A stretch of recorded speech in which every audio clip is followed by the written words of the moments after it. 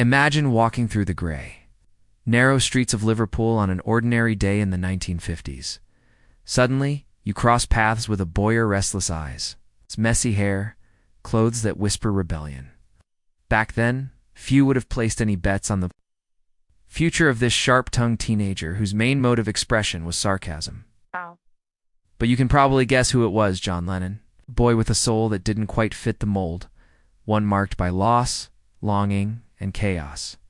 And yet, Lennon would turn every scar and sorrow into creative fire, eventually helping to form a force that would conquer the world: the Beatles.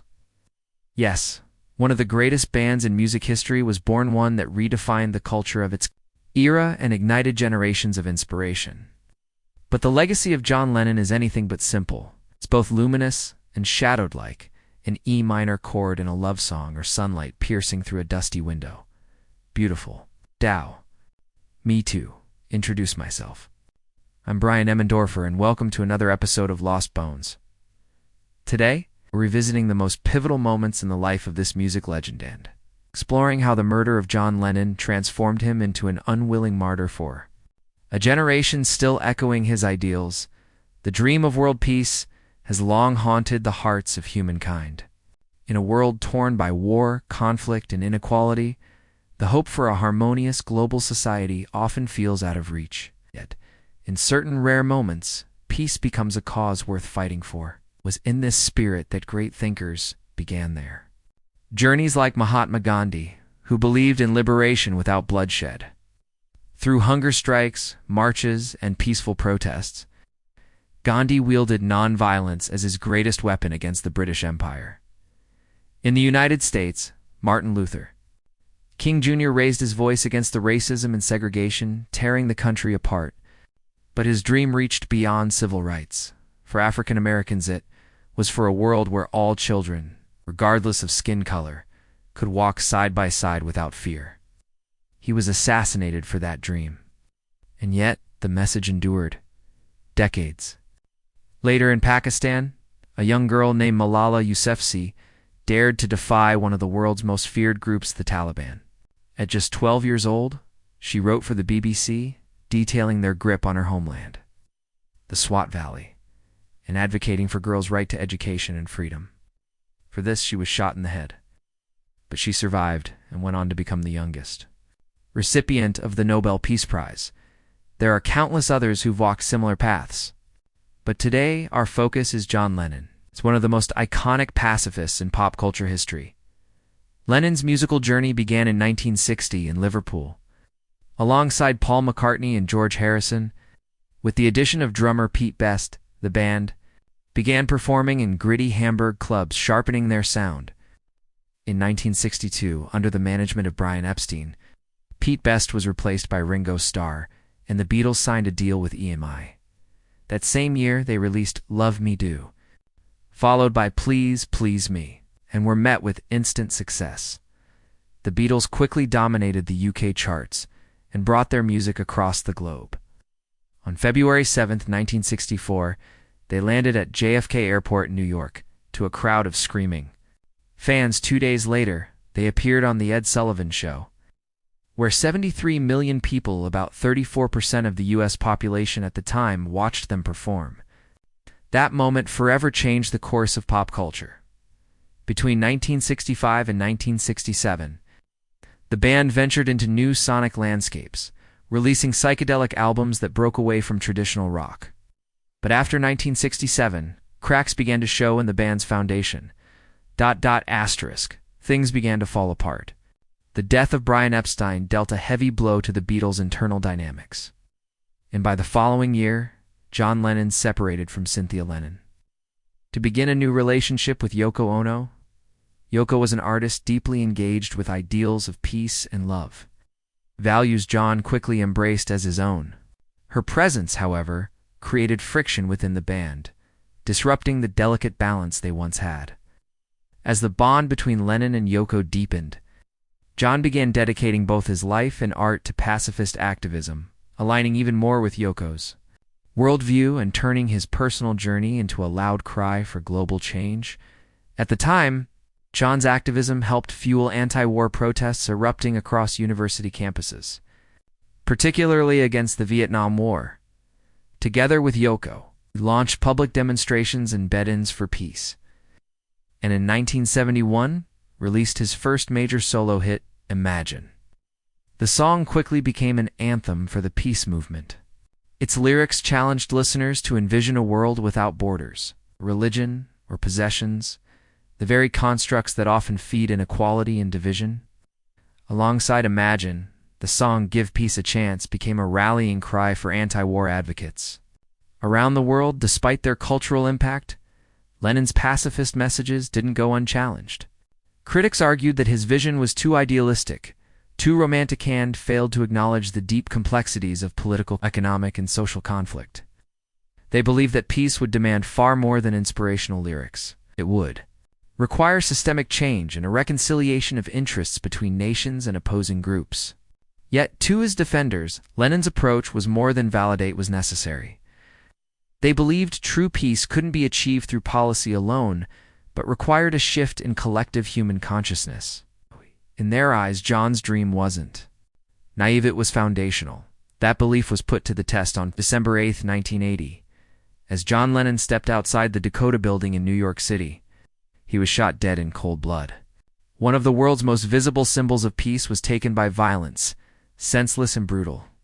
The shooter later claimed Lennon was a hypocrite, preaching love and peace while living in luxury. Detached from everyday struggles, whether true or not, the murder exposed just how deeply violence is rooted in our society, both in the individual psyche and in our global culture.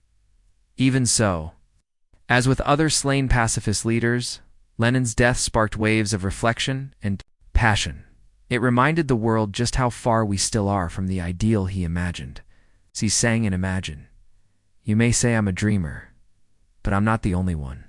And when did this longing for peace begin? Was it with Yoko Ono, with the Beatles? Or had it always been there, simmering beneath the surface? The answer may never be clear, but among the fragments of John's early life, we can find clues. John Winston Lennon was born on October 9, 1940, as bombs from World War II rained down on Liverpool. He was the only child of Julia Stanley and Alfred Lennon. His name honored his paternal grandfather, John Jack Lennon, and British Prime Minister Winston Churchill. Alfred, a merchant seaman of Irish descent, was not present for his son's birth. During the first few years, he sent money home while Julia raised John alone.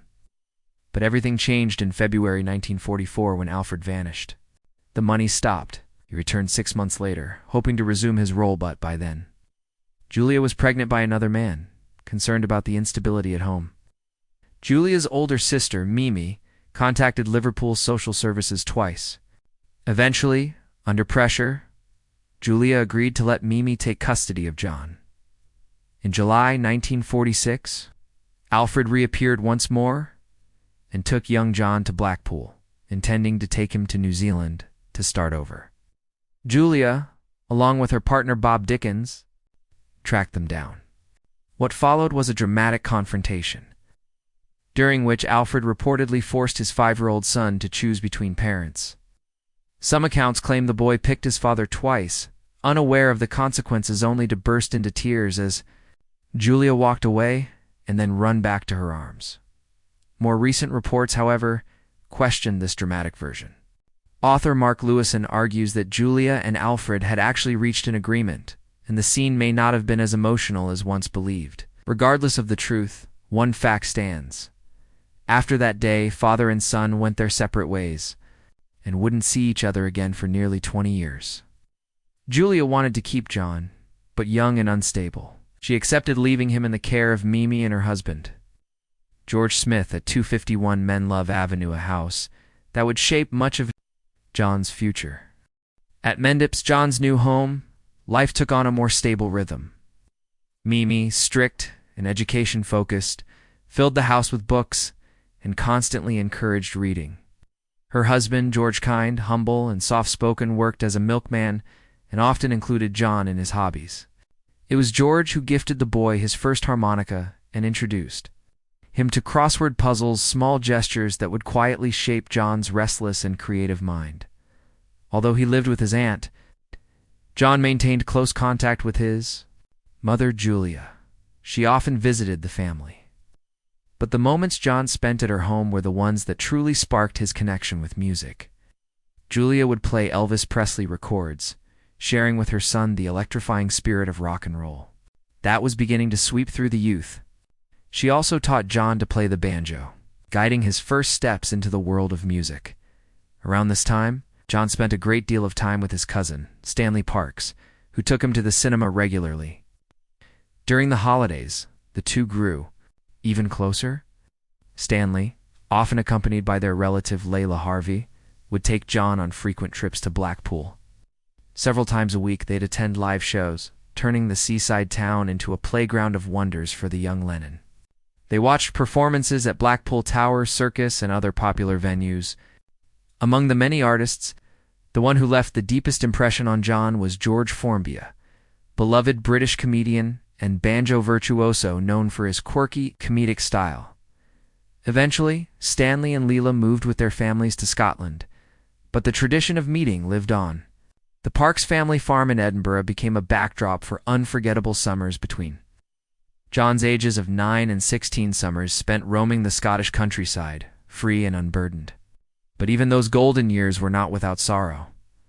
On June 5, 1955, George Smith, Mimi's husband and John's father, died of a liver hemorrhage at the age of 52. The loss hit John hard, but few noticed. Known for his extroverted, humorous nature, he masked his grief behind sarcasm and antics. Challenging by nature, John clashed with teachers, got into fights and disrupted classes, earning himself a reputation as both a troublemaker and the class clown. Even then, John's artistic talent and biting humor stood out. His notebooks were filled with caricatures and witty sketches. That same irreverence found a home in the Daily Howl, a student magazine he created himself, complete with satirical cartoons and bold, funny commentaries. Then, in 1956, came the gift that would change everything: his first guitar. Julia loaned him £5 and 10 shillings to buy a tan acoustic Galatone Champion, a low-cost model made in South Africa during the 1950s. Its body was built from inexpensive local woods like mahogany and spruce, with a maple neck and a dark fretboard lined with simple metal frets. Oddly enough, John and Julia hid the guitar from Mimi, who remained unconvinced that music had any real future. Practical and skeptical, she saw no career path in a guitar. Even when John began showing serious ambition, Mimi dismissed it. Upon discovering the instrument, she famously declared, "The guitar is all very well, John, but you'll never make a living out of it." Determined to prove her wrong, John's behavior began to shift. His teachers were the first to notice the change, though they acknowledged his intelligence and spark. They worried he was veering down the wrong path, obsessed with music and caught up in his own daydreams. Soon, Mimi noticed the growing distance too, as John became more immersed in the world of sound. At age 15, he decided he didn't just want to listen to music, he wanted to make it. In September 1956, he founded his first band, the Quarrymen, named in honor of Quarry Bank High School, where he studied. They were amateur, rough around the edges but full of heart. Their excitement fused skiffle with the rising pulse of rock and roll. Skiffle was a grassroots genre and rebellious that relied on improvised instruments, washboards for percussion, tea chests with broom handles as makeshift basses, and household items like spoons and tin cans to create a distinct clattering rhythm. The vocals were unpolished and spontaneous, exactly the kind of expression John thrived in. By the summer of 1957, the band had already begun playing small gigs, alternating between skiffle standards and early rock tunes. During their second performance on July 6th at the St. Peter's Church Fete in Woolton, John met Paul McCartney. Impressed by the newcomer's musical skill, John invited Paul to join the band. That simple moment would mark the beginning of one of the greatest songwriting partnerships in history. Not everyone, however, welcomed the new friendship. Known for her firm opinions, looked down on Paul, viewing him as someone from a lower social class and treating him with thinly veiled disdain.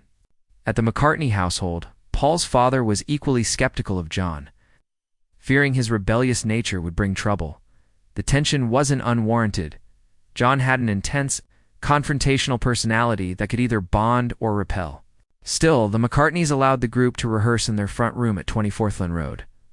Soon after, Paul brought in his friend George Harrison, then just 14 years old, to audition as lead guitarist. George was far too young for the band's pace, but Paul insisted and arranged an impromptu audition on the upper deck of a Liverpool bus. George played raunchy with such skill that John was instantly convinced. He joined the group, and their evolution accelerated. Not long after, Stuart, Sutcliffe, John's friend from art college, became the bassist. Around this time, John penned his first original song, Hello, Little Girl. Though simple, it showed clear songwriting potential. That promise was confirmed in 1963, when the track became a hit in the UK. Recorded by the Foremost and climbing into the top 10 charts, the band was no longer just a bunch of teenagers banging out skiffle tunes. They were morphing into something much greater, but before that transformation could take full form, tragedy struck. On July 15, 1958, John's mother Julia was hit by a car and killed after visiting him. She was only 44. The loss was devastating. John, still trying to find his place in the world, was shattered. Over the next 2 years, he drowned his grief in alcohol and fights, consumed by what friends described as a blinding rage. Even so, the memory of Julia endured and became one of his deepest artistic inspirations. Years later, that pain would surface in the song Julia, released by the Beatles in 1968, an intimate tribute to the mother he lost too soon. Meanwhile, John's academic life was unraveling. He failed crucial exams, putting his education in jeopardy. But Mimi and the school headmaster intervened, securing him a place at the Liverpool College of Art. There, John found a new environment, but his rebellious spirit remained. He adopted the teddy boy style, with bold clothing and a provocative attitude that quickly drew attention. His behavior frequently got him into trouble. He was often reprimanded for defying norms. During this time, he met Cynthia Powell, a fellow student. At first, she was unimpressed by John's scruffy, rebellious ways, but she soon discovered his fascination with French actress Brigitte Bardot. Famed for her film And God Created Woman, Bardot, a sex symbol and animal rights activist, embodied a hedonistic lifestyle that captivated John. In response, Cynthia dyed her hair blonde, caught his eye. When John asked her out, she admitted she was engaged. He shrugged and, with his trademark sarcasm, replied, "I never said anything about marriage." Cynthia had been engaged to a respectable young man, someone her family approved of, but she broke it off to be with John, so began a relationship that would last for years, not long before graduation. John was expelled from art college. It had always been clear that he didn't fit into rigid systems, and the educational establishment had no idea how to handle someone like Lennon. But the expulsion barely fazed him. In early 1960, John, Paul McCartney, George Harrison, and Stuart Sutcliffe chose a new name, one that would soon become immortal: the Beatles. With a sharper identity, the group began searching for their big break. And then, opportunity knocked. In August of that year, the band landed a 48-night residency in Hamburg, West Germany. But there was one issue: they had no drummer. With no time to waste, they invited Pete Best to complete the lineup and secure the trip. When John told Mimi about their plans, she was horrified. To her, it sounded like reckless youth chasing a fantasy. Fearing for her nephew's future, she begged him to stay in art school. But by the age of 20, John had already chosen his path. He left for Hamburg. The experience was intense and life-altering. The band played for hours on end, nearly every night, building endurance and refining their stage presence. During those long, grueling nights, John and the others were introduced to Preludin, an amphetamine used by musicians to stay energized through exhausting performances. John quickly adopted it into his routine. Hamburg would prove essential too. Their evolution. The band returned twice more, in April 1961 and April 1962. In the cramped, smoky clubs of the city, the Beatles began to form into the group that would soon change the history of music. Over time, Titha began visiting John. In Hamburg, accompanied by Paul McCartney's girlfriend, But her relationship with John was far from harmonious. John was intensely jealous, prone to violent outbursts that frightened her. According to several biographies, Cynthia revealed that after he saw her dancing with Stuart Sutcliffe, John physically attacked her. Traumatized, she ended the relationship. 3 months later, John apologized and begged for forgiveness. Cynthia agreed to reconcile. Though he never struck her again, he remained verbally cruel. Years later, John would reflect on this behavior, admitting he had been an abuser, taking out his inner turmoil on the women closest to him. This self-awareness found its way into the song Getting Better, where he confessed to having hurt his partners in the past. By mid-1962, when Cynthia discovered she was pregnant, the couple decided to marry. The ceremony took place on August 23rd. In Liverpool, with Brian Epstein newly appointed as the Beatles' manager serving as best man, their honeymoon barely began. That very night, John was back on stage. In the months that followed, he threw himself into a relentless schedule of performances, and concerned about the band's image, feared that a married Beatle might alienate fans. He instructed John and Cynthia to keep their marriage secret for as long as possible. On April 8, 1963, Cynthia gave birth to Julian Lennon. John, away on tour, met his son 3 days later. Despite now having a family, John's true commitment remained with the Beatles. When Brian Epstein took over as the band's manager in 1962, he had no experience in the music industry. Yet he made up for it with sharp instincts and a commanding presence. He insisted on a more polished look for the group, which caused tension especially with John, who hated the idea of trading his rebellious image for tailored suits. Still, John eventually agreed. Brian's relationship with the Beatles began in November 1961.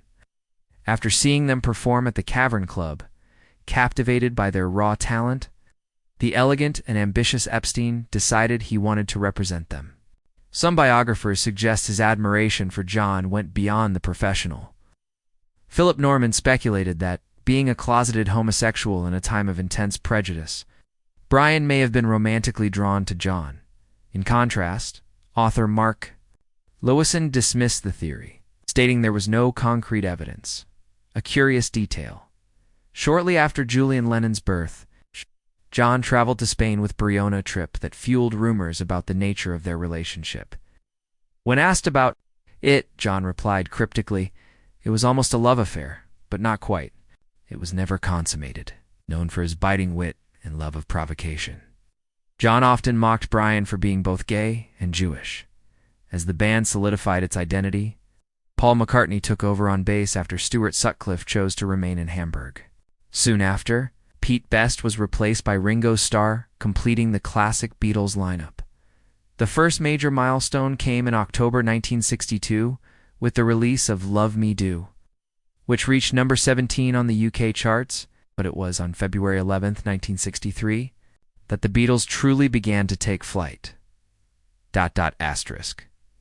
They took a decisive step. Stepping into the studio, the Beatles recorded Please Please Me, their debut album, in under 10 hours.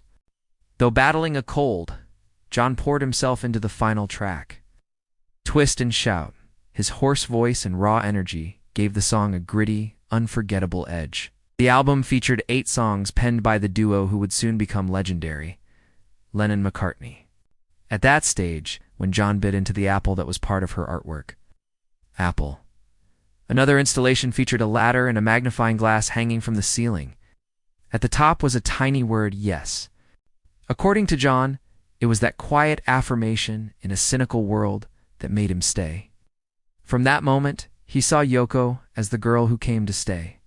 By then, John was already using LSD frequently, and the drug was affecting his behavior and relationships, including with Cynthia. She noticed her husband becoming more distant and increasingly erratic. While John claimed LSD expanded his creativity, he later admitted that the trip swung wildly, leaving him feeling either like a complete failure or a godlike being.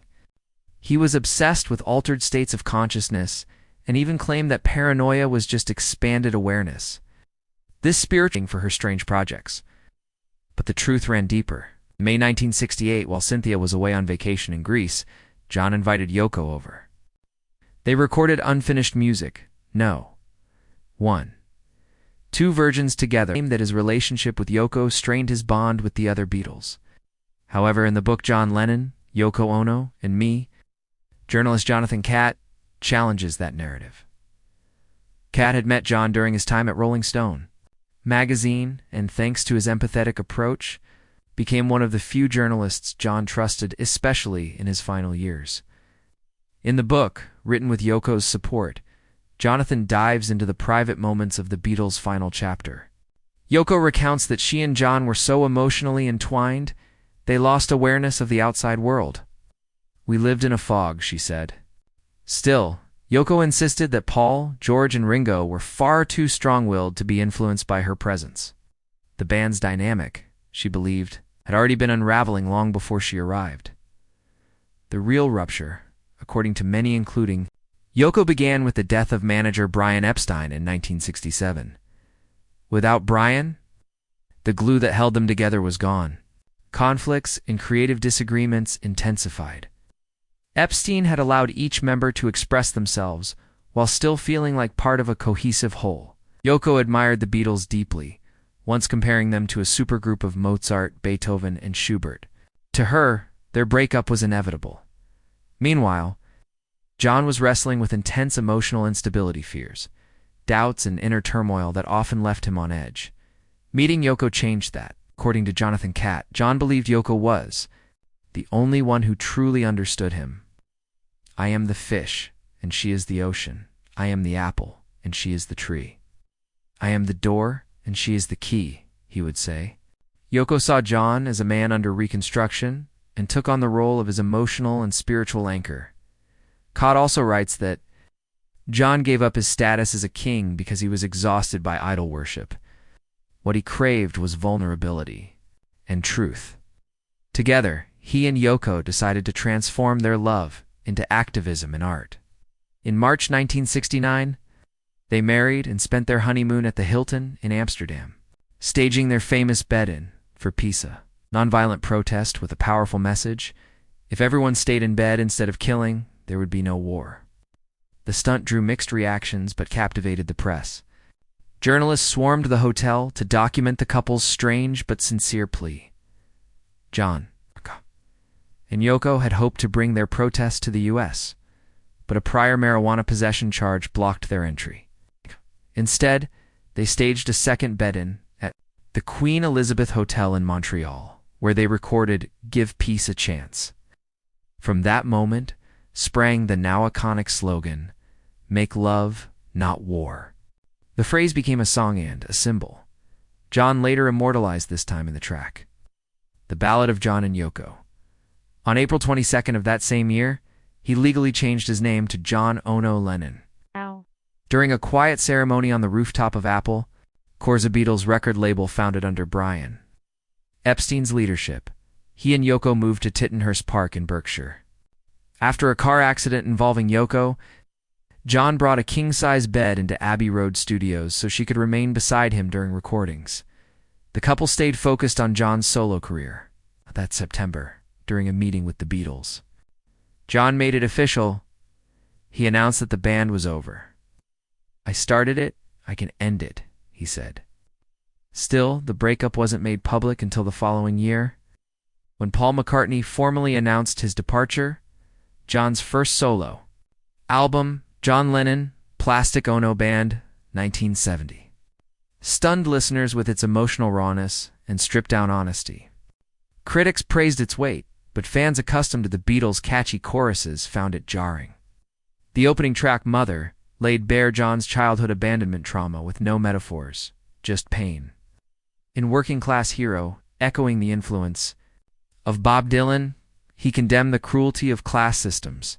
Stark language led many radio stations to ban the song. In early 1971, Tariq Ali interviewed John, sharing bold political ideas that left a deep impression. Inspired by the conversation, John wrote "Power to the People," though he later admitted the song was more an attempt to impress radicals than an expression of personal conviction. At the same time, John plunged into a public legal controversy. Gripping the UK, Oz magazine faced an obscenity trial. John fired back with outrage, calling the charges disgusting fascism. He and Yoko recorded the protest single God Save Us under the pseudonym Elastic Oz Band and joined public demonstrations to defend the publication. Without the Beatles to filter his message, fearless and often confrontational, asterisk through his artistic expressions, John began using his own voice to confront, provoke, and seek authenticity. After the raw emotional impact of his previous album, he aimed for something more accessible without losing his core message. And so Imagine was born in 1971, with contributions from George Harrison. Critics welcomed the album enthusiastically.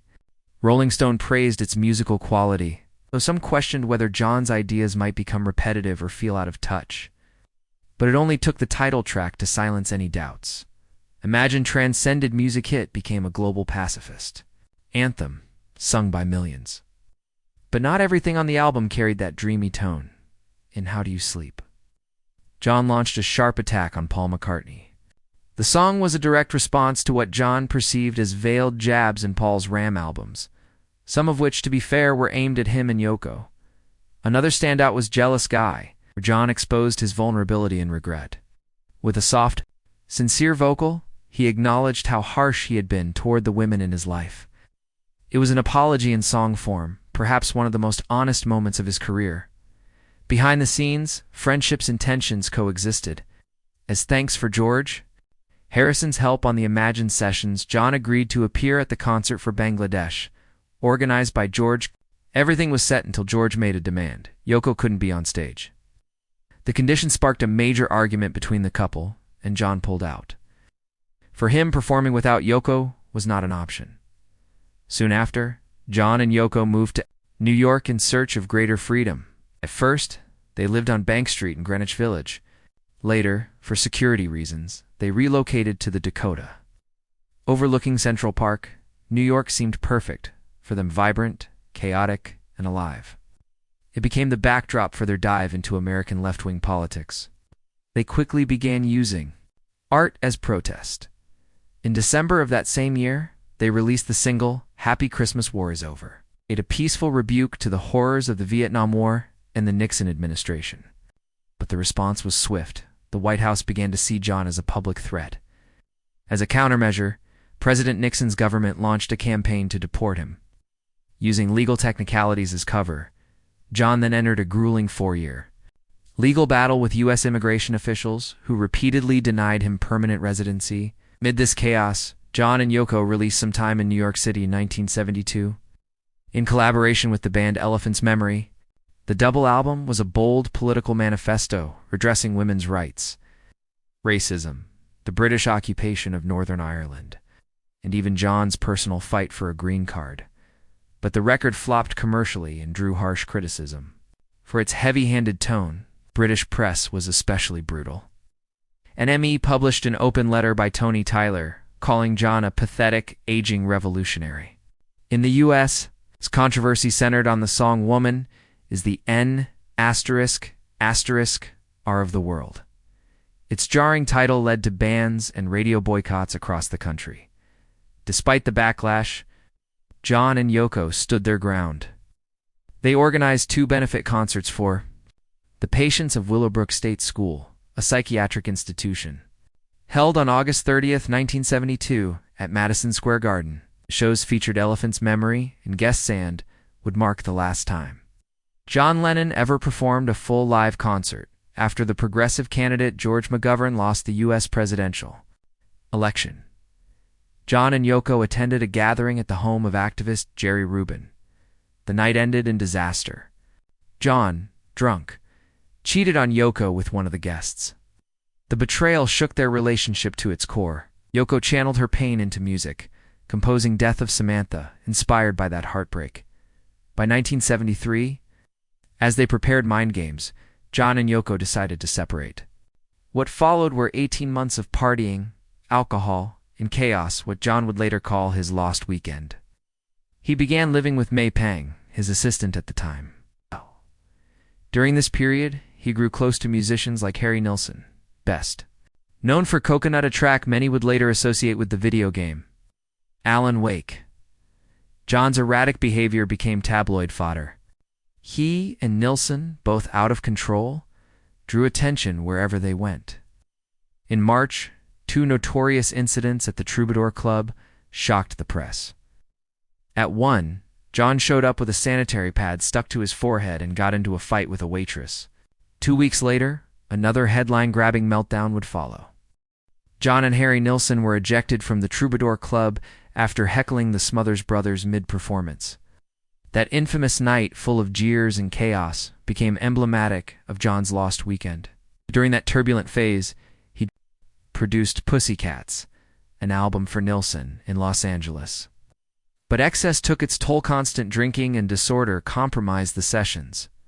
After weeks of spiraling, John and Maypang returned to New York, hoping to finish the project with clearer focus. Around the same time, John also produced Too Many Cooks Spoiled the Soup for Mick Jagger. Due to contractual complications, the track wouldn't see release until 2007, back in New York. John found some balance amidst the creative storm. He took part in several successful recordings, including the single No. 9 Dream, but the most memorable moment came when he joined Elton John on stage at Madison Square Garden, an electric reunion that moved the crowd and marked his last major public appearance for years. During that same period, he and Yoko were slowly reconciling. He also collaborated with David Bowie on the track Fame, which soared to the top of the U.S. charts. Soon after, John released a cover of Stand By Me, which performed well in both the U.S. and the U.K. It would be his final big hit for quite some time. In April 1975, John decided to step away from public life entirely. He did so with flair, performing Stand By Me on the TV special A Salute to Lou Grade, broadcast by a TV, playing acoustic guitar. He was backed by a band of 8 musicians all wearing masks. It was a cheeky jab at what he saw as the two-faced nature of the show's producers. Ironically, the performance was cut from the broadcast, but John had already made his point. After years in the spotlight, he was ready to disappear, at least for a while. He traded applause for lullabies, guitars, for baby bottles. On October 9, 1975, his 35th birthday, Sean Lennon was born. No. That moment marked a turning point. John devoted himself fully to fatherhood. He woke at 6 a.m., cooked meals, and spent entire days immersed in domestic life, exploring the quiet magic of parenting. For the first time, he seemed entirely at peace with a private existence, yet his creativity never truly faded. In 1976, he wrote Cookin' in the Kitchen of Love for Ringo Starr's album Ringo's Rotogravure, and even recorded it with him. In June, in 1977, during a trip to Japan, John spoke openly about his hiatus. He and Yoko had made a simple decision to focus on Sean. They felt that family needed to come first until space for new creation emerged. During this self-imposed retreat, John also returned to visual art, sketching, drawing, and developing whimsical story ideas for a possible book, blending autobiography with surreal dreams. Crazy things, he called them. John Lennon had never seemed so calm, and for the first time, the peace he sought wasn't for the world, it was for himself. After 5 quiet years, John Lennon re-emerged in October 1980 with the single Just Like Starting Over. The inspiration had come during a sailing trip to Bermuda that June. A fierce storm hit the boat. The crew fell ill. John took the helm and navigated through the chaos himself. The challenge reignited his creative spark. In the weeks that followed, he remained in Bermuda, writing what would become Double Fantasia, deeply personal album, reflecting the inner peace he'd finally found, but the album and its lead single received mixed reactions. Critics were lukewarm. Undeterred, John and Yoko began work on a follow-up project, Milk and Honey One, that would be left unfinished by tragedy. On the cold evening of December 8, 1980, New York carried its typical late autumn rhythm storefronts. Twinkling with lights, distant sirens, hurried taxis. Among the crowd walked a man holding a copy of The Catcher in the Rye by J.D. Salinger, like the book's troubled protagonist. Holden Caulfield, the man felt betrayed by the world. And in his mind, his greatest disappointment was John Lennon, the artist who preached peace, yet to him was just another hypocrite. In the pocket of his coat, a man 25-year-old Mark David Chapman carried a .38 caliber revolver. Earlier that day, Chapman had approached John outside the Dakota, asking for an autograph on a copy of Double Fantasy. John, as always, was kind. He signed the record. Chapman smiled for a photo. Hours later, he returned to the building where John lived with Yoko and their son. He waited outside for 2 hours until he saw John step out the door. But before we reached the door of that December night, it's important to understand the man behind the crime. Mark David Chapman was born on May 10, 1955, in Fort Worth, Texas. He grew up in a household marred by violence. His father, a military man, was cold and authoritarian. His mother did what she could to protect him, but Mark always felt like an outsider. He was intelligent but introverted, retreating into imaginary worlds, created fantasy friends, and found solace in Beatles records. The boy who once adored music began to change during adolescence. He got involved with drugs, dropped out of school, attempted suicide, and was institutionalized. He converted to Christianity and began preaching with alarming intensity, sometimes screaming about the end of the world. But the rage and confusion inside him never left. Festered. Mark longed to be seen, to matter. After reading The Catcher in the Rye, he became fixated on Holden Caulfield, the alienated teen who rails against phonies. Deeply with the character that he began shaping his identity around Holden's worldview. In his mind, John Lennon became one of the phonies, no longer the boy from Liverpool, but a symbol of everything Holden hated. Over the following months, Mark began plotting. He traveled to New York more than once, sometimes hesitating, even considering backing out. But the obsession won. He returned, convinced he was on a divine mission. He clutched The Catcher in the Rye like a sacred text. On the morning of December 8, Chapman arrived at the Dakota Building and saw John Lennon leaving for a recording session. He approached him with a record in hand, Double Fantasy, and asked for an autograph. John signed it with a smile, unaware that for Mark, this was part of a symbolic farewell. Hours later, around 10:50 p.m., John and Yoko returned home. They were in high spirits, having just finished recording Walking on Thin Ice. As they walked through the archway, Chapman emerged from the shadows and fired 5 shots. 2 bullets struck John in the back, 2 more in his shoulder. John managed to stagger a few steps before collapsing to the ground. Yoko screamed. The doorman called the police, and while John bled out on the sidewalk, Mark calmly sat on the curb, pulled out his copy of The Catcher in the Rye, and began reading, as if the horror behind him was just another page turning. John Lennon was rushed to Roosevelt Hospital, where he was pronounced dead at 11:15 p.m. In police custody, Mark said, he didn't kill John out of hatred. He seemed convinced he had committed an act of justice. He wanted to destroy the symbol Lennon had become somehow, absorb his fame. In his words, I killed John Lennon because he was very famous, and I was a nobody. His lawyer had planned to plead insanity, but Chapman refused. He chose instead to plead guilty to second-degree murder. He was sentenced to life in prison with a minimum term of 20 years. Since then, he has applied for parole multiple times. Each request has been denied. Chapman claims he has repented. He says he found God again. But for the world, he remains unforgiven. He is the man who killed the one who wrote and sang about peace. A man who, despite his flaws and internal struggles, had finally found serenity and was trying to share it with the world. The day after the tragedy, Yoko Ono announced there would be no funeral.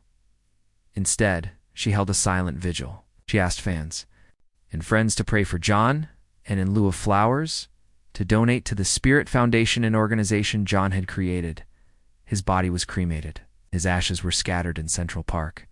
Years later, the Strawberry Fields Memorial would rise there, ensuring that John's spirit remained rooted in the city he had grown to love. John Lennon spent much of his life trying to transform his inner chaos into a message of global peace. And though controversy often swirled around him, he inspired millions to imagine a better world. Perhaps the most striking truth about him is this: John Lennon was far too human to ever fit the mold of a saintly pacifist. His words and actions often revealed a man locked in battle with his ego, his past, and even his own ideals. He spoke of universal love, but had a history of violence. He preached peace while showing open disdain for authority and institutions. He was, without a doubt, a man of contradictions, and that's what made him real. John's philosophy was never meant to be polished. It was raw, urgent, and direct. He didn't want the world to merely sing Imagine. He wanted people to think, to ask, what would life be like without borders, without religion, without possessions? What would it mean to live in a world where peace was more than a slogan? That deep unrest was the fuel behind his art. He wasn't an artist who sang about flowers and sunshine. He was a man trying to understand himself and letting the world witness that process. His relationship with Yoko Ono was a key part of that. Journeyed together, they transformed love into protest. Yes, they were criticized, canceled, as we might say today, and often accused of hypocrisy. But John Lennon never tried to seem perfect. He was volatile, intense, and at times incoherent. And yet, within the chaos, communicated something that resonated with millions: hope. His death in 1980 sent shockwaves through pop culture. It was as if one of the most honest and provocative voices of a generation had been abruptly silenced. For John Lennon, peace was never about governments or signed treaties. He believed real change began within the individual. Ironically, Mark David Chapman, the man who took his life, was himself a broken, conflicted soul. A man who had never found inner peace, a man consumed by his own darkness, in a painful way. His crime proved Lennon's point. No treaty or policy can heal a world where the individuals within it remain lost, sick, and at war with themselves.